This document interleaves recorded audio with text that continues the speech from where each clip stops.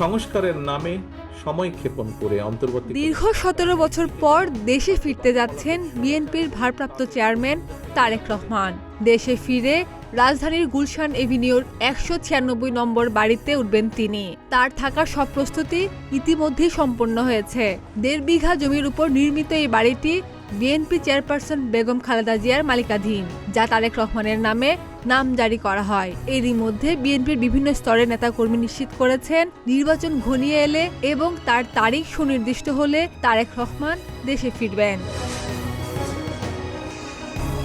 1-11 সরকারের সময় ২০০৭ সালের ৭ মার্চ তারেক রহমানকে গ্রেপ্তার করা হয়। পরের বছর ২০০৮ সালের ৩ সেপ্টেম্বর জামিনে মুক্তি পেয়ে ১১ সেপ্টেম্বর চিকিৎসার জন্য সপরিবারে লন্ডনে যান তিনি। তখন থেকেই লন্ডনে অবস্থান করছেন তারেক রহমান। লন্ডনে থাকাকালীন ২০১৮ সালের ৮ ফেব্রুয়ারি মা খালেদা জিয়া দুদকের মামলায় সাজাপ্রাপ্ত হয়ে কারাগারে যাওয়ার পর দলের গঠনতন্ত্র অনুযায়ী ভারপ্রাপ্ত চেয়ারম্যানের দায়িত্ব নেন senior vice chairman Tarique Rahman. এরপর থেকেই দল পরিচালনা করছেন তিনি।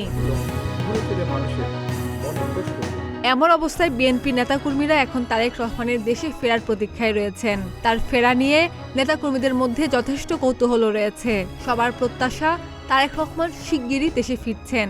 গত কয়েকদিন ধরে সামাজিক যোগাযোগ মাধ্যমে আলোচনা চলছে যে তিনি আগামী ৫ আগস্টের আগেই দেশে ফিরতে পারেন। আবার দলীয় সূত্রগুলো বলছে সবকিছু ঠিক থাকলে ৫ আগস্টের আগেই দেশে পা রাখতে পারেন তিনি।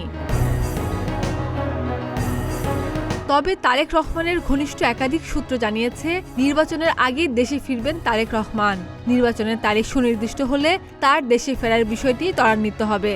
এদিকে বিএনপি মহাসচিব মির্জা ফখরুল ইসলাম আলমগীর এবং স্বরাষ্ট্র উপদেষ্টা মোহাম্মদ জাহাঙ্গীর আলম চৌধুরী সম্প্রতি জানিয়েছেন, তারেক রহমানের দেশে ফেরার পথে আর কোনো আইনি বা প্রশাসনিক বাধা নেই।